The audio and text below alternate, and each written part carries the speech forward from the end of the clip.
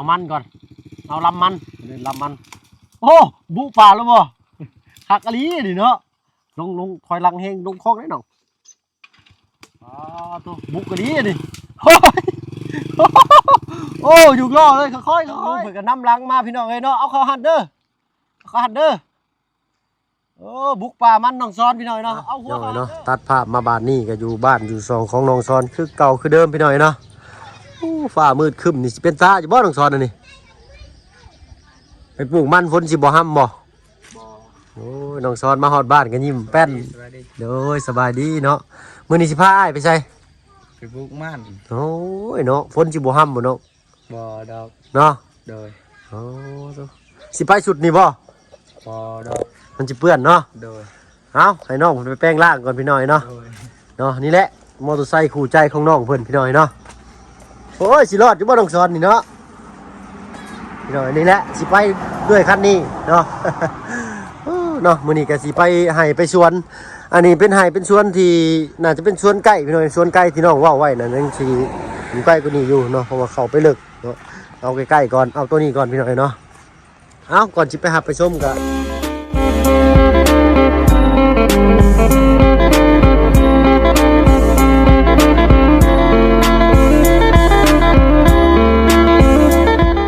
กับทักทายสบายดีผมเป็นพี่น้องหมู่เพื่อนกันเบิดผู้สุคนเนาะบ่ว่าทั้งในและนอกเนาะยินดีต้อนรับเข้าสู่ช่องบ่เพิ่งเคยหลายคือเก่าเด้อพี่น้องเนาะหลังจากที่เฮาไปงานขึ้นเฮือนพอตู้7 ปีพี่น้อยเนาะก็ไปบ่ทันพี่น้อยเนาะพอฝนตกลัดทางมาฮอดบ้านมันบันดงฝนบ่ตกเนาะก็เป็นบุญของเพิ่นนั่นแหละเนาะมาฮอดฝนบ่ได้ตกได้พี่น้อยเนาะกินข้าวกินน้ำแล้วแล้วกันให้น้องสอนเพิ่นเว้าเล่นเว้าแอนน้ำผู้สาวก็น้องเพิ่นเกินพี่น้อยเนาะบ่ได้แบบว่าน้องเพิ่นบ่ได้อยู่ในแบบนี้เนาะมีแต่เขาให้เขาชวนเนาะก็คือเห็นนั่นแหละมาบัดใดน้องเพิ่นก็ถามบัดใดหรือว่ามาหาบัดใดก็มีแต่ใส่ชุดเฮ็ดเวียกเฮ็ดงานเนาะเห็นน้องเพิ่นได้คาบใส่ชุดรอเรานี่ก็เท่กันพี่น้อยเนาะเอ้าเดี๋ยวให้กับแหละพวกพ่อกันทั้งให้ทั้งสวนน้องซ้อนเดี๋ยวสิพาน้องเพิ่นไปหาซื้อเนี่ยอยู่เนี่ยกินก่อนเนาะน้ำในเผื่อว่าฮ้อนร้อนแดดยังเนาะมื้อนี้เบาเพิ่งก็บ่ได้ถือเสื้อแขนยาวมาซ้ำพี่น้อยเนาะหมอต้องเป็นยังพี่น้อยเนาะหมอต้องเป็นยังหมอต้องห่วงพี่น้อยเนาะเบาเพิ่งสายลุยอยู่แล้วเนาะพร้อมเสมอเนาะสิพาพี่พาน้องไปเบิ่งให้สวนน้องซ้อนอยู่บนโค้งนี่แหละพี่น้อยเนาะพ่อกันอยู่พุ่นพี่น้อยเนาะมื้อนี้ก็ทางบ่วุ่นเพิ่นก็สิไปอัปเดตบ้านช่องของน้องนางน้อยพี่น้อยเนาะเฮาก็เลยไปเวทนี่ก่อนเดี๋ยวบ่าวบุญสารวัตรเพิ่นอัปเดตฝั่งนั้นแล้วก็สิกลับออกมาหาอยู่ในให้ในสวนนี่แหละพี่น้อยเนาะเอ้าสั้นก็และพ้องกันไล่ยายกันห่างพี่น้อยเนาะพ่อกันอยู่สวนน้องซ้อนเพิ่นเนาะว่าสิขนาดน้อยขนาดใหญ่ซำใดก็ไปลุ้นกันพี่น้อยเนาะมื้อนี้บ่าวเพิ่นสิไปปลูกมันใส่น้องเพิ่นพี่น้อยจักว่าสิไปปลูกมันหรือสิไปเป็นภาระเพิ่นหรืออะไรก็บ่ฮู้พี่น้อยเนาะแต่ที่แน่ๆสู่เสมอพี่น้อยเนาะไปติดตามรับชมกันพี่น้อยเนาะถอยรถออกมาใส่ต้นเช้าได้บ่น้องเอ้ยเนาะได้จะว่าออกชัดนะเอ้าไปอันหันค่ากันเด้อน้องเด้อไปสวนก่อนฮะไปใช้น้ำมันรถเดี๋ยวสิพาไปใส่น้ำมันรถไปซื้อของอยู่ของกินนี่แล้วเนาะเบิ่งให้นั่งไหนข้างหน้าก็ได้ข้างหน้าเลยบ่เท่ๆเลยเนาะอ๋อพี่น้อยสตาร์ทเบิ่งอยู่ฮะโอ้สตาร์ทบาทเดียวเลยเนาะไปพี่น้องเลยถ้ามาเพิ่งกันสิขึ้นนี่เลยเนาะน้องซ้อนอยู่ในสุดที่เขาเห็นบ่อยๆกันอย่างที่ไรพี่น้อยเนาะไปเฮ้ยคักพี่น้อยเนาะโอ้ยสิบตกตุยศิลปบาลนี่เฮ็ดแต่เย็นเด้อน้องเด้อบ่นักบ่น้องนั่งทางหน้าสิโอ้คักอะไรนี่พี่น้อยเนาะเบาโอ้เนาะคักพี่น้อยเนาะโอ้ลมเข้าไม้ไปจังเนาะไปพี่น้อยเนาะไปซื้อแนวอยู่แนวกินอยู่ทางบ้านดงก่อนเนาะไปเติมน้ำมันรถในน้องเพิ่นก่อนเนาะเถอะคอยได้น้องเลยเนาะ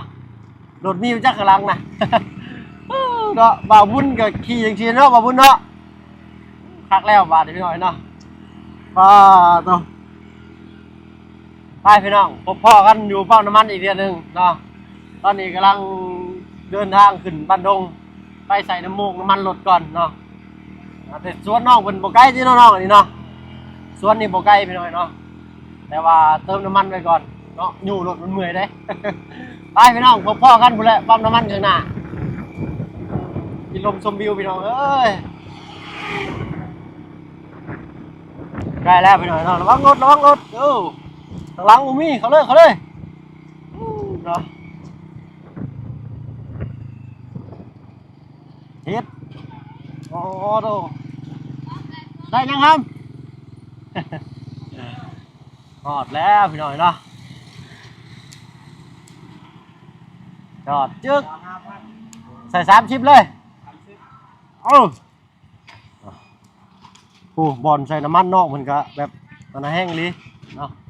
รวดเร็วทันใจ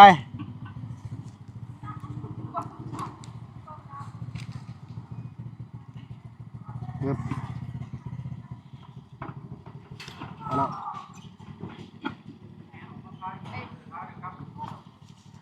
ไปเนาะผมพอกันอยู่ให้อยู่สวนไปซื้อน้ำซื้อในก่อนซื้อนี่ก็ได้เนาะเอาน้ำเนาะเบิ่งเดี๋ยวไอ้ไปเบิ่งน้ำก่อนเด้อซื้อน้ำมันไปกินก่อนเดี๋ยวน้องยันว่าฮ้อนแดดพี่น้องเนาะได้แนวอยู่แนวกินพออยู่บ่น้ำเอาอีกเป็นยังพอแล้วพอบ่มึงไอ้เที่ยวก็ได้ไปพี่น้องผมพ่อกันอยู่สวนน้องซอนผ้าเอาไปอันเดียวบ่ไปซอก มือเอาอีกเนาะโอเคไปพี่น้องหน่อยเนาะเวียนเอาผ้าอีกอันหนึ่งก่อนเพื่อได้ไปตัดไปซอยใส่น้องมันเสียบลูกหันลูกบอลนะมันบกเกาะจิรดบ่เนาะ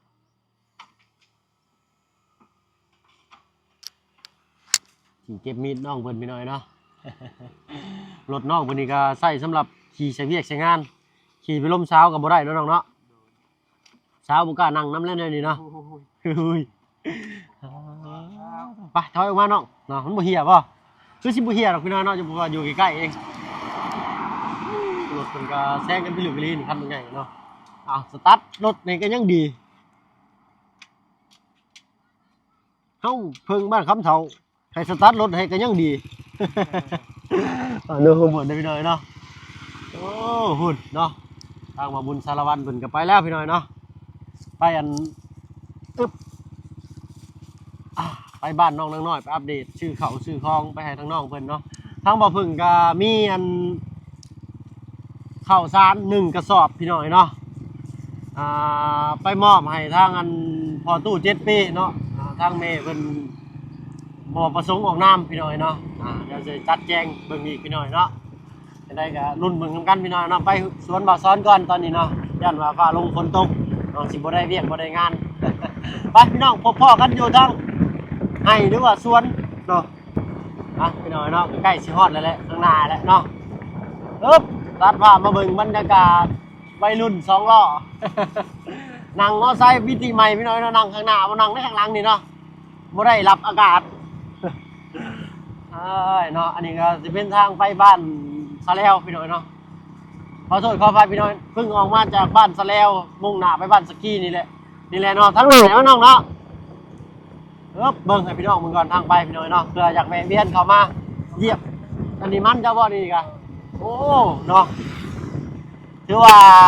หลายเติบพี่น้องเนาะบัวหลายเติบถือว่าหลายเลยแหละเนาะที่ให้ที่หน้าน้องเพิ่นนี่ก็ได้ แต่ว่าสิยุมันขยันเพียรบ่โอ้ฮอดแล้วบ่นี่โอ้เนาะโอ้ยพี่น้องเนาะมีแต่เล็ก อันนี้ก็เป็นบอลอันเพิ่นเอิ้นหยังก่อนนี่ฮะบอลขึ้นมันเนาะ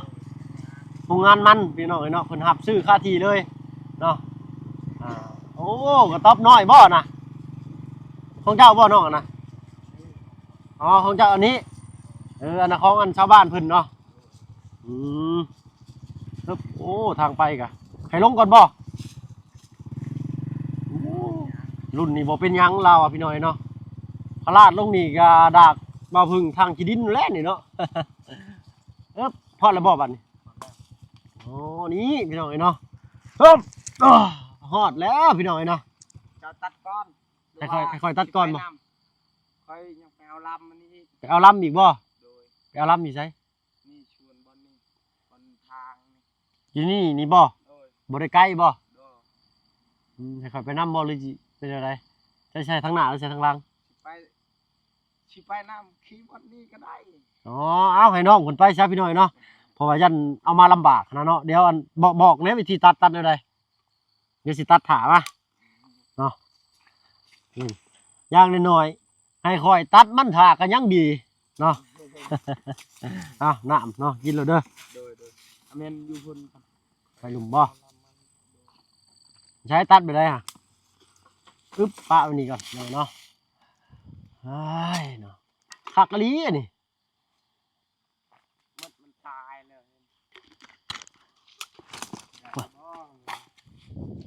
ทางคนเนี่ยมันใช่เนาะเพิ่นตัดได้ได้รถเพิ่นก็ค้าค่ำกันจนบ่มีพี่น้อยเนาะรถเฮ็ดให้ใส่สวนอะไรเนี่ยใส่ลำมันค่ำมาเลยนี่คักกะลีนี่พี่น้อยเนาะโอ้แต่ละมื้อเจ้าก็มาเฮ็ดอยู่นี่บ่เนาะ โดย เนาะ กลัวมันมัดเข้มเหนียวลำ ให้น้องเพิ่นบอกกันพี่น้อยเนาะ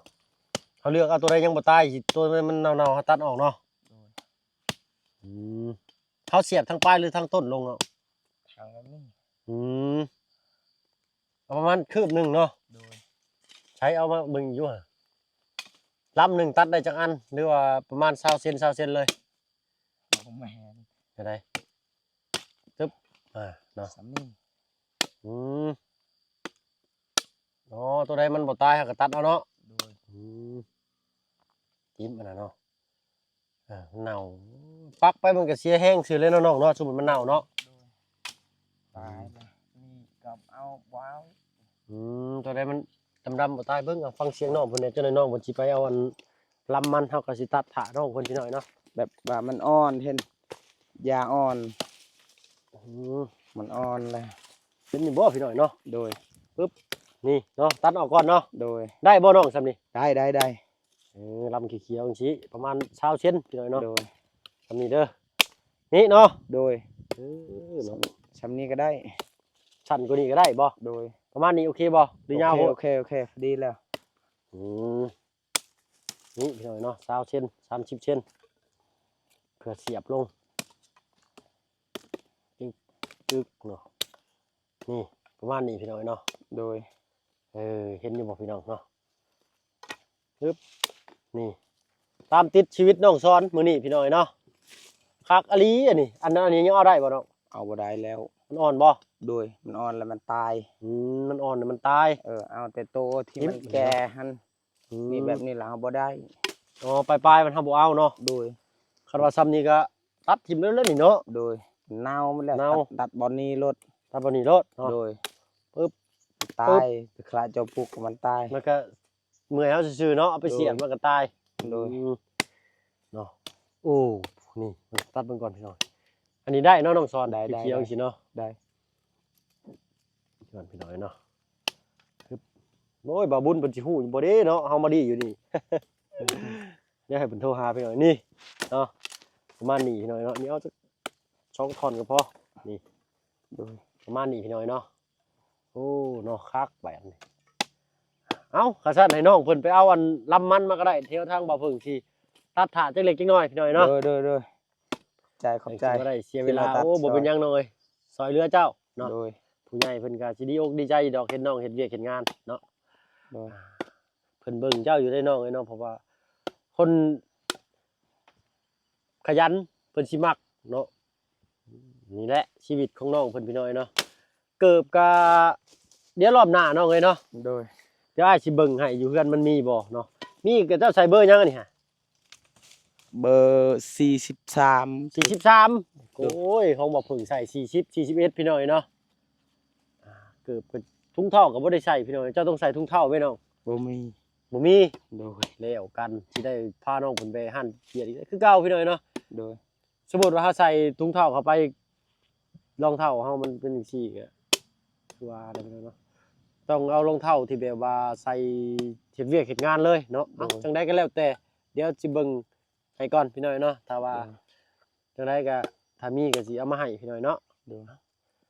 เอาข้าซั่นให้น้องเพิ่นไปเอาอันลำมันก่อนเดี๋ยวทางบ่เพิ่งสิตัดท่าน้องเพิ่นพี่น้อยเนาะ โดย บ่ไกลที่น้องๆเนาะ โดยบ่กายนี่ส่วนนี่ ก่อนฮอดโค้งนี่เนาะ โดย เอากินน้ำกินได้ก่อนจะหน่อยเป็นลมเป็นแรงหากันบ่เห็น พี่น้องเนาะโอ้ มอไซค์ขู่ใจเพิ่นนี่เบิ่งก่อนน้องเพิ่นสิเอามาแนวใดพี่น้อยเนาะสิท่าเบิ่งเนาะคำว่าบ่เพิ่งสิไปน้ำผัดย่านน้องเพิ่นคนมาได้บ่หลายหั้นนะน้องเพิ่นเสียเที่ยวได้ไปหลายรอบเนาะให้น้องเพิ่นไปคนเดียวกันแล้วกันพี่น้อยเนาะเอาให้น้องกลับรถกลับล่างก่อนโอ้เดี๋ยวมาสิถามน้องเพิ่นว่าให้สวนเพิ่นนี่ฮอดไสพี่น้อยเนาะสิกว้างอยู่เนาะแต่ให้น้องเพิ่นไปเอามันก่อนเอาลำมันลำมันโอ้บุป่าแล้วบ่คักอะลีนี่เนาะลงถอยหลังเฮงลงคลองได้น้องย่างหน้าจากงอนได้นี่ตัวบุกกะลีนี่โอ้ยโอ้อยู่รอเลยค่อยคักอะลีพี่น้อยเนาะนี่เนาะโอ้โตไปแล้วเนาะกับบ่ใกล้จากทางใหญ่ไปแล้วพี่น้อยเนี่ยทำเลดีบ่อนนี่เนาะคักอะลีเพราะว่าทางหน้านั่นก็เป็นติดทางใหญ่เลยเนาะคือว่าทำเลดีแต่ว่าต่อไปภายภาคหน้าก็สิมีมูลค่าอยู่เนาะแต่จังได้ก็เป็นกำลังใจซอยน้องเพิ่นเนาะเพราะว่าน้องเพิ่นเป็นคนขยันหมั่นเพียรเนาะรถเพิ่นนี่ก็หลายปีแหละเนาะเนาะเอ้าจังได้ก็แล้วแต่พี่น้อยเนาะเห็นน้องเพิ่นเฮ็ดเวียกเฮ็ดงานเฮาก็ชื่นใจแล้วเนาะเห็นน้องเพิ่นเป็นจังซี่ก็โอ้ดีใจหลายเนาะอยากให้น้องเพิ่นเฮ็ดเวียกจังซี่ตลอดไปผู้ใดภายภาคหน้าผู้ใดเนาะที่ดินเพิ่นก็มีอยู่เนาะแต่ก็ในช่วงเวลาที่น้องเพิ่นสิเรียนรู้ไปหลายกว่านี้ก็ให้น้องเพิ่นเรียนรู้แต่สิ่งดีๆเนาะทางเฮาก็พยายามบอกสอนน้องเพิ่นพี่น้อยเนาะการดำรงชีวิตในด้านใดมันสิเกิดความดีต่อเฮามันสิเกิดผลประโยชน์ในภายภาคหน้าเนาะก็คอยบอกคอยสอนน้องเพิ่นไปพี่น้อยเนาะเอ้าจังได๋ก็แล้วแต่พี่น้อยเนาะรอท่าน้องเพิ่นมาเนาะทางบ่เพิ่งก็สิตัดลำมันท่าน้องเพิ่นก่อนพี่น้อยเนาะบึ๊บเห็นอยู่บ่ได้พี่น้อยเนาะว้าวบ่ได้ภายภาคหน้าบ่าวเพิ่งได้ปลูกมันก็มีได้พี่น้อยเนาะ ว้าวบ่ได้เนาะชีวิตคนเฮาแนมบ่เห็นอนาคตได้น้องเพิ่นว่าสิประมาณนี้ลำแดงงามตัดสั้นให้น้องเพิ่นก่อนเนาะอันที่ว่าสั้นไว้ในข้างเฮือนนั่นก็คือลำมันอะไรที่มันงามนะพี่น้อยเนาะเพิ่นเก็บไว้เนาะ ป้าลุง FC เพิ่นว่า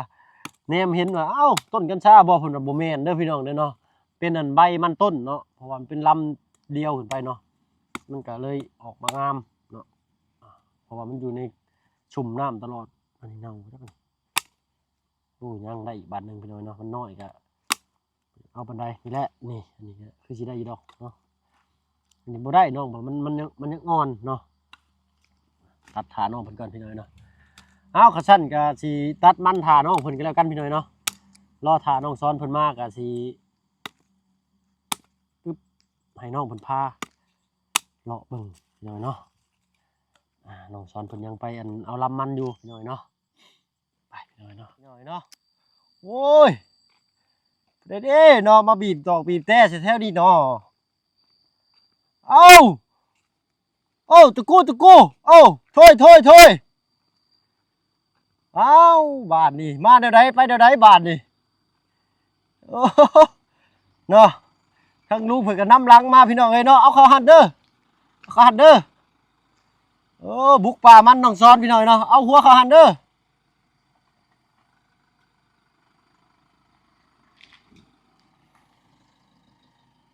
โอเคถ้วยเนาะโทษพี่น้อยเนาะทางน้องซ้อนเพิ่นยังไปเอามันพี่น้อยเนาะโอ้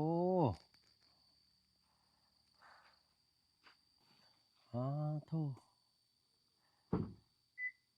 หูเฉยบอกพี่กัด GPS ไปหน่อยเดียวหูเฉยเนาะแม่นบ่บ่าวสอนคำบ่าวพึ่งหูผู้เดียวเนาะทางเพิ่นให้หูก่อนอีกสบายดีเจ้าเนาะโทษชื่อว่าสุดยอดสมบุกสมบันดีพี่น้อยเนาะรถจนมุนเพิ่นไปใช้ได้ดิเพิ่นยังออกไปเอาลำมันก็บ่าวบุญบ่าวบุญเพิ่นแล่นเวียกอยู่บ้านนั่นบ้านสกีใหญ่เนาะเป็นน้องนางน้อยซื้อของอยู่ของกินไปไว้ให้เพิ่นโดยญาตินั้นเพิ่นบ่มีอาหารย่อสร้างเพิ่นพี่น้อยเนาะก็เลยมากับเรา2คนโดยไปพาเพิ่นไปเติมน้ำมันซื้อของอยู่ของกินน้ำในเนาะไป พ่อผู้สาวน้องสอนก็ได้ เอ้า เจ้ามักไผวะไผก็ได้มักเบิดเราอ่ะกะลีนี่ว่ะโอ้ยเนาะขนาดน้องสอนนี่เนาะ เราบ่จักสิเลือกนะพี่น้อยเนาะ เอานะเคยขี่รถจักรไปบ่ โดยนี่แหละเพิ่นไปเอาได้นี่แถวๆนี้เดี๋ยวเพิ่นว่าเนาะ อ๋อถามเพิ่นมาก่อนจ้ะเนาะ โอ้ตัดลำมันถ่าไปเบิ่งอยู่ห่า ปลูกมึงได้น่ะ นี่แหละนี่เพิ่นมาแซมนี่ เออ บอลมันตายแล้วเพิ่นก็แซมขึ้นโดย เขามาเบิ่งอยู่อันทางเคยล่าตัดนี่พ่อสิไปอันปลูกมันได้หรือบ่ ยาวเข้าจักร บ่ท้าน้องเพิ่นว่าได้อยู่เนาะโอ้ยเมื่อกี้นี่น้องเพิ่นอวยรถแม่ถนนหนทางเข้าก็ยากรถชัดเขาก็ไผ พี่น้องเอ้ยเนาะโธ่นี่แหละบ้านไห้นาสวนเพิ่นพี่น้อยเนาะบ่แม่นไห้นาพี่น้อยเนาะขอโทษขออภัยสวนมันน้องสอนเพิ่นเนาะถ้าว่าเพิ่นก็หากระตัดได้หน่อยหนึงพี่น้อยเนาะรอถาน้องสอนเพิ่นอันนี้จะเป็นต้นมักแต้บ่แต้ข่าบ่ แม่นมาเลยได้สวนเรานี่ ถือว่าใหญ่เนาะลุงเนาะ ปลูกหมด ถือว่าทำเลดีบ่อนนี้ก็ได้เนาะตอนนี้ก็ยังอันนั่นอยู่เพิ่นก็พายพักหน้าพุ่นแหละเนาะแต่ว่าเห็นน้องเพิ่นขยันสิคือโอ้ดีอกดีใจพี่น้องก็บอกช้อนไปเรื่อยๆการที่เฮาเสมอต้นเสมอปลายในการเฮ็ดเวียกเฮ็ดงานสิพายพักหน้าอนาคตชีวิตเฮาก็สิดีขึ้นกว่าเก่าพี่น้อยเนาะพุ่นแหละสิได้ให้เพิ่นพาเลาะชมเบิ่งว่าให้สวนเพิ่นฮอดไสพี่น้อยเนาะรอท่าน้องเพิ่น ก่อนแป๊บนึงเนาะ โดยรอถ่าเพิ่นก่อนเนาะทั้งบ่พึ่งก็สิขอโตวอนุญาตจบคลิปแต่เพียงส่ำนี้เนาะพบพรคลิปหน้าก็แล้วกัน จบแล้วบ่สั่น โดย โอ้อันนี้มันบ่ได้บ่นี่ อันนี้กำลังตัดนี่แหละนี่ตัดหน่อยหนึงนี่เนาะ เอาไว้ว่ามันสิมีลำอีกต่างหากบ่ แม่นเพิ่นสิเอามาเพิ่มอีกเนาะอันนี้มันอยากเน่าหลายเพิ่นว่าเนาะก็เลยออกไปเอามาอีกหน่อยเนาะ โดย โอ้ต้นกล้วยเพิ่นอันนี้คือสิบ่แม่นสวนที่ว่าใกล้ๆหั่นเนาะ ว่านี่สวนใกล้เพิ่น ถือว่าเป็นดินแบบว่า พุ่นละนี่เนาะตามกุ๊กตัวนี้ก็ฮอดกุ๊กตัวนั้นพุ่นละ ต้นบกนี่บ่ แม่น เลาะตามต้นบกไปเลยบ่ ต้นกุ๊กฮอดกุ๊ก อ๋อหนึ่งนี้สองหันพี่น้องเนาะสามหันเนาะ โอ้ สิได้ดินแล้ว สี่หันเนาะโอ้ถ้าว่าอันภายภาคหน้านี่เศรษฐีแล้วนี่เนาะ เนาะ อยู่ที่ทางใหญ่ครับ เนาะพี่น้องเอ้ยแต่ว่าก็ มีแต่สวนนี่ชื่อดอก มีแต่สวนซื่อๆเพื่อเพิ่นสิมาเกตเฮ็ดเป็นอันทำเลทองนี่ก็โอ้เบิดหลายอยู่เกตเนินนั่นลงมานี่พี่น้อยเนาะให้สลบกับหน้าทางถือว่าคักสุดยอดเลยเนาะแต่ว่าคือว่าแหละต้นทุนคนเฮามันบ่ซ้ำกันเนาะสมมุติว่าสิเอาเงินก้อนนั้นมาลงทุนกับดินสิขายดินนี่ก็โหเก็บไว้เป็นราคาพี่น้องเนาะเอ้าจังได๋ก็แล้วแต่ให้น้องเพิ่นขยันสู้ๆก็แล้วกันพี่น้อยเนาะ สำหรับคลิปนี้สิขอตัวลาแล้วพี่น้อยเนาะพบพรคลิปหน้าสำหรับคลิปนี้ลาแล้วเนาะเอาเป็นว่าสบายดีพี่น้อยเนาะ